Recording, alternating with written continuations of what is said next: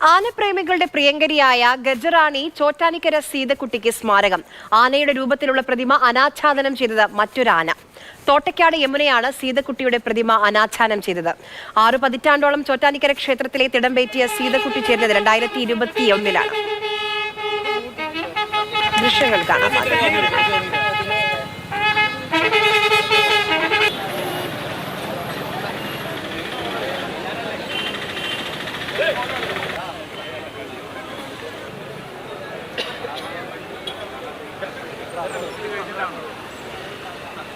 ആദിത്യൻ ഓമനക്കുട്ടൻ നമുക്കൊപ്പം വിവരങ്ങളുമായി ചേരുന്നുണ്ട്. ആദിത്യൻ, ചോറ്റാനിക്കരുടെ എല്ലാമായിരുന്നു.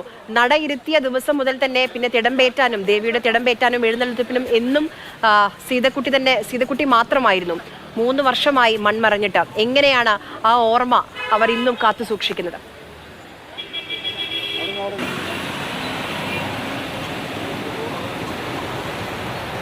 ആര്യ, ആനപ്രേമികൾക്ക് പേര് കേട്ട നാടാണ് കേരളം എന്ന് നമുക്കറിയാം. ഈ ചോറ്റാനിക്കര സീതക്കുട്ടി ചോറ്റാനിക്കാരുടെ ഏറെ പ്രിയങ്കരിയായ അവരുടെ സ്വകാര്യ അഹങ്കാരമെന്ന് വിശേഷിപ്പിച്ചിരുന്ന ഒരു ആനയായിരുന്നു. ഗജറാണി പട്ടം കിട്ടിയ ചോറ്റാനിക്കര സീതക്കുട്ടിക്ക് വേണ്ടി ഇപ്പോൾ സ്മാരകമൊരുക്കിയിരിക്കുകയാണ് ഇവിടുത്തെ നാട്ടുകാർ. അതും ചോറ്റാനിക്കര നഗരത്തിൻ്റെ ഹൃദയത്തിൽ ഏറ്റവും മധ്യഭാഗത്ത് തന്നെ കരയിലേക്കുള്ള സ്വാഗതം എന്ന വണ്ണോണം ഇനി ചോറ്റാനിക്കര സീതക്കുട്ടി ആയിരിക്കും ആളുകളെ വരവേൽക്കുക. ഗജറാണി സീതക്കുട്ടിക്ക് സ്മാരകമൊരുക്കി കഴിഞ്ഞു. അതും മറ്റൊരാനയാണ് ഈ പ്രതിമ അനാച്ഛാദനം ചെയ്തത് എന്നുള്ളതാണ് ഈ പരിപാടിയുടെ കൗതുകം. സൂരജ് നമ്പ്യാട്ട് ശില്പി ഒരുക്കിയ ശില്പത്തിൻ്റെ ഈ പ്രതിമയുടെ അനാച്ഛാദനം നിർവഹിച്ചത് തോട്ടക്കാട് യമുന എന്ന മറ്റൊരാനയാണ്. ചോറ്റാനിക്കരക്കാരിൽ ഒരുപാട് പേര് ഇവിടെ ഒത്തുകൂടിയിരുന്നു ഇന്ന് ഈ പ്രതിമയുടെ അനാച്ഛാദനം നടക്കുമ്പോൾ. ഇത് ചോറ്റാനിക്കരുടെ ഒരു സാംസ്കാരിക പൈതൃകത്തിൻ്റെയൊക്കെ ഒരു ഭാഗമായ ഒരു ആനയാണ്. 6 പതിറ്റാണ്ടോളമാണ് ഈ ചോറ്റാനിക്കര സീതക്കുട്ടി ചോറ്റാനിക്കര ക്ഷേത്രത്തിലെ തിടമ്പേറ്റിയത്. മകംതൊഴിൽ അങ്ങനത്തെ വിവിധ ചടങ്ങുകളുമായിട്ടൊക്കെ ഒരുപാട് പേരെത്തുന്ന ക്ഷേത്രമാണ് ചോറ്റാനിക്കര ക്ഷേത്രമെന്ന് നമുക്കറിയാം. ഈ ആന നാട്ടുകാരോടും ഭക്തജനങ്ങളോടും ഒക്കെ ഏറെ ഇണങ്ങി ഏറെ പ്രിയങ്കരിയായി ആനപ്രേമികൾക്കും നാട്ടുകാർക്കും ഒക്കെ മാറിയ ഒരു ആനയാണ്. ചേട്ടാ, എങ്ങനെയാണ് ഈ ചോറ്റാനിക്കര സീതക്കുട്ടിയെ ഓർത്തെടുക്കുന്നത്? സീതക്കുട്ടി ചോറ്റാനിക്കരയുടെ ഒരു വികാരമായിരുന്നു. കുറച്ച് പതിറ്റാണ്ടുകളായിട്ട് സീതക്കുട്ടിയുടെ സാന്നിധ്യം ഉണ്ടല്ലോ. വളരെ കുഞ്ഞായിരിക്കുമ്പോൾ ക്ഷേത്രത്തിലേക്ക് വന്നതാണ്. അപ്പോൾ ഇവിടുത്തെ കൊച്ചു കുട്ടികൾക്ക് പോലും സുപരിചിതയാണ്. കുട്ടികൾക്ക് തൊട്ട് തലോടാൻ കഴിയുന്നത്ര സ്വാതന്ത്ര്യമുണ്ട്. വളരെ ശാന്തമായ പ്രകൃതമാണ്.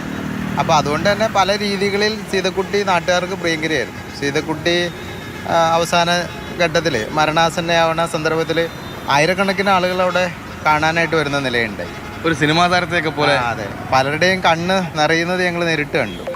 യഥാർത്ഥത്തിൽ അവരുടെ മനസ്സിൽ ഉയർന്നു വന്ന ആ വൈകാരികമായ സ്നേഹമാണ് പഞ്ചായത്തിന് ഇങ്ങനെ ഒരു പ്രതിമ സ്ഥാപിക്കണം എന്ന ആലോചന. എത്ര രൂപ ചെലവായി? അത് ഓരോ ഘട്ടത്തിലും വന്ന ചെലവുകൾ പലരായിട്ട് എല്ലാം സമാഹരിച്ചാണ് അല്ലേ? നാട്ടുകാർ എല്ലാ നാട്ടുകാരുടെ സമാഹരണം. MLA ഫണ്ട് തരണമെന്നുണ്ടായിരുന്നു, പക്ഷെ പറ്റിയില്ലല്ലേ? ആ ഫണ്ട് അനുവദിച്ചിരുന്നു. നമുക്കതിലേറെ സാങ്കേതിക തടസ്സങ്ങളുണ്ടായി. പക്ഷെ നമ്മൾ ലക്ഷ്യം വെച്ചതിൽ സാക്ഷാത്കരിക്കണം എന്നുള്ള നിർബന്ധ ബുദ്ധിയിൽ നിന്നു. അതിന് നടത്തിയ പരിശ്രമങ്ങൾ വിജയിച്ചു. ഇപ്പോൾ ഇത് വരുമ്പോൾ ഇത് ആദ്യഘട്ടത്തിൽ ഇത് സ്ഥാപിക്കുന്ന സ്ഥലം ഇവിടെ മലിനായി കിടന്ന സ്ഥലമാണ്, ഏറ്റവും മോശമായി കിടന്ന സ്ഥലമാണ്. അപ്പോൾ ഏറ്റവും ശ്രദ്ധിക്കുന്ന സ്ഥലം എന്ന നിലയിൽ ഇവിടെ സ്ഥാപിക്കുകയും അത് കടന്നു വരുന്ന ആരും കാണുന്ന നിലയിൽ ഒന്ന് കണ്ട് ഓർത്ത് പോണ നിലയിൽ ചോറ്റാനിക്കരയിലേക്ക് വരവേൽക്കുകയാണല്ലേ സീതക്കുട്ടി ചോറ്റാനിക്കരയുടെ മുഖമുദ്രയായിട്ട് മാറണം എന്ന് ഞങ്ങൾ എന്നും ഓർക്കാൻ അവർ പറഞ്ഞതുപോലെ ഒരു വികാരമായിരുന്നു. അത് എന്നും ഓർമ്മയിൽ നിലനിർത്താൻ വേണ്ടിയാണ് ഇപ്പോൾ ഈ പ്രതിമ അനാച്ഛാദനം ചെയ്തിരിക്കുന്നത്. നമുക്കറിയാം, ഗജരാജാക്കന്മാർ നിരവധിയുണ്ട്, പക്ഷേ ഗജറാണി പട്ടം അത് സീതക്കുട്ടിക്ക് മാത്രമുള്ളതാണ്.